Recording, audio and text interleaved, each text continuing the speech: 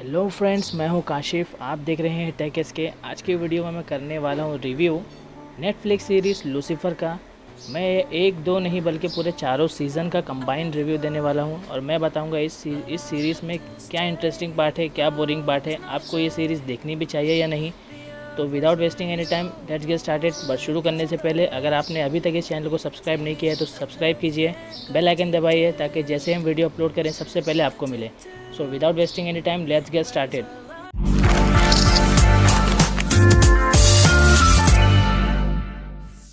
तो जैसा कि इस सीरीज़ के स्टार्टिंग में हमें बताया गया है कि जो हमारा मेन कैरेक्टर है लूसीफर मॉर्निंग स्टार, वो हेल का किंग है, डेविल है वो, और वो छुट्टियां मनाने के लिए अर्थ पर आया है।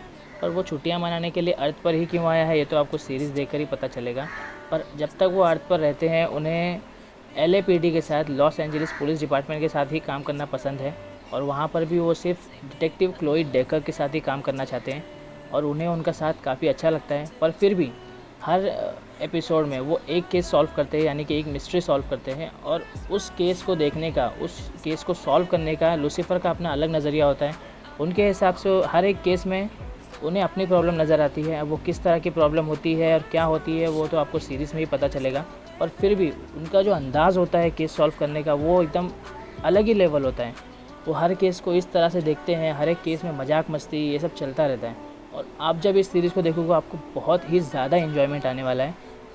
ट्रस्ट मी, मैंने ये सीरीज़ चारों सीज़न देखे हैं। हाँ, ऐसा है कि कुछ एपिसोड्स में आपको हल्का फुल्का बोर हो सकता है, बट प्लीज़ उसे स्किप मत करना। आपको अगर इस सीरीज़ में पूरा जी जान लगा के देखना है और समझना है तो प्लीज़ इस स्टोरी को या फिर इस सीरीज़ को बेस्ट नज़रिए से देखिएगा, समझने की कोशिश कीजिएगा।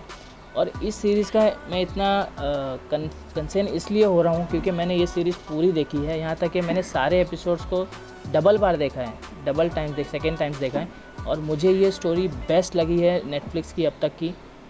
हो सकता है आप लोगों को कुछ ज़्यादा पसंद हो जैसे मनी हाइस्ट ये सब, बट ट्रस्ट मी, अगर आप लूसीफर को पूरा देखते हैं, अच्छे से देखते हैं, तो मैं कह सकता हूँ ये कि आपको इसकी स्टोरी ज़बरदस्त लगेगी। हाँ, ऐसा है कि इसमें कभी कभार आपको थोड़ा बहुत बोरियत महसूस होता है, बट सॉरी, वो तो हर सीज़न हर एक सीरीज़ में होता है और कहीं ना कहीं वो आपको लगेगा ही। पर फिर भी इसमें आपको इंटरेस्टिंग पार्ट बनाने के लिए जो कैरेक्टर डाले गए हैं, जैसे डीमंस होते हैं, गॉडेस आती है यहाँ पर, और एंजल्स आते हैं, वो सब आपको देख के बहुत ही ज़्यादा मज़ा आएगा। और इस सीरीज़ का यही सब इंटरेस्टिंग पार्ट होता है।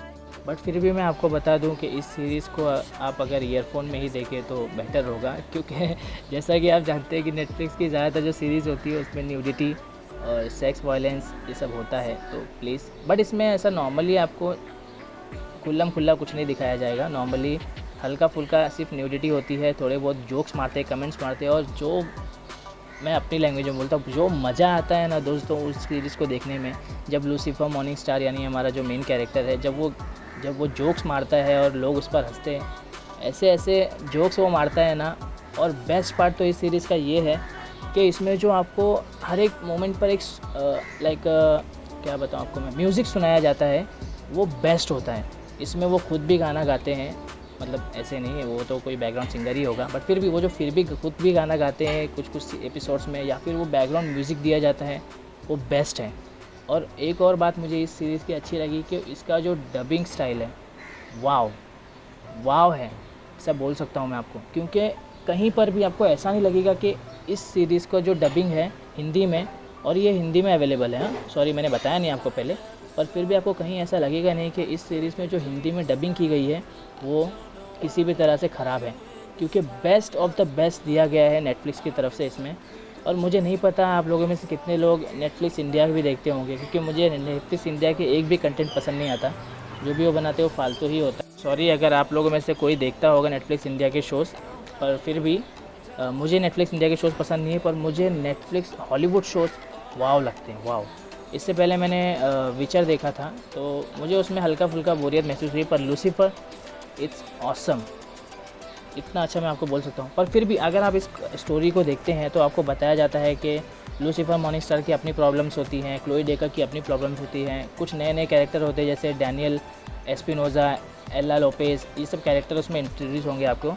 फिर शार्लेट रिचर्ड्स, इन सब कैरेक्टर्स को देख के आपको इतना मज़ा आएगा दोस्तों कि आपको ये देखने का मन करेगा ही करेगा।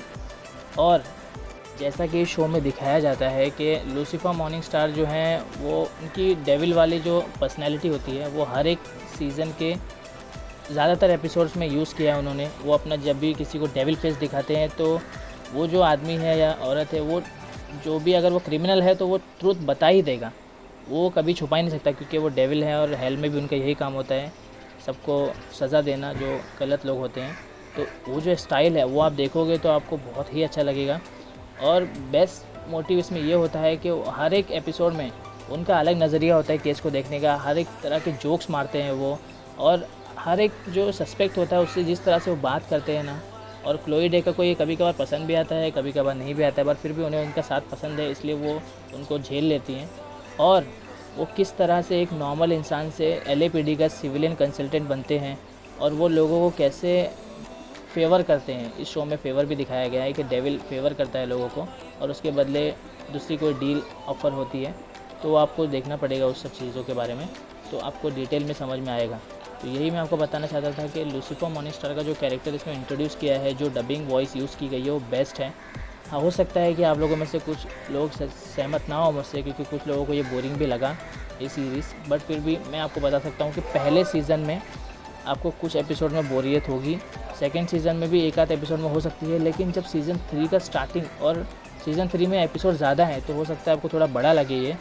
बट आप सीज़न 4 तक जैसे ही पहुँचोगे, आपको जो इंटरेस्ट होता है ना इस सीरीज़ पे, वो बढ़ जाएगा, क्योंकि सीज़न 4 को जो बनाया गया है ना, वाव है, वाव। और बेस्ट सीरीज़ ये मुझे लगी अब तक की। और डोंट वरी, ये मेरे थॉट्स थे और जो मैं महसूस करता हूँ वो बताया मैंने इस सीरीज़ के लिए। तो अगर आपको हो सकता है आप मुझसे सहमत ना हो कि आप ये सीरीज़ देखना भी चाहते हैं या नहीं, पर फिर भी मेरा मोटिव यही रहेगा कि एक बार प्लीज़ आप जाके लूसीफर देखिए। अगर आपको डाउनलोड करना है इसे तो मूवीज़ फ्लिक्स वेबसाइट पर आपको ये मिल जाएगी। डोंट वरी, ये कोई स्पॉन्सर लिंक नहीं है, बट फिर भी मूवीज़ फ्लिक्स पर ये आपको मिल जाएगी ईजिली, हिंदी में अवेलेबल, तो डाउनलोड कर सकते हैं आप वहाँ से देखने के लिए।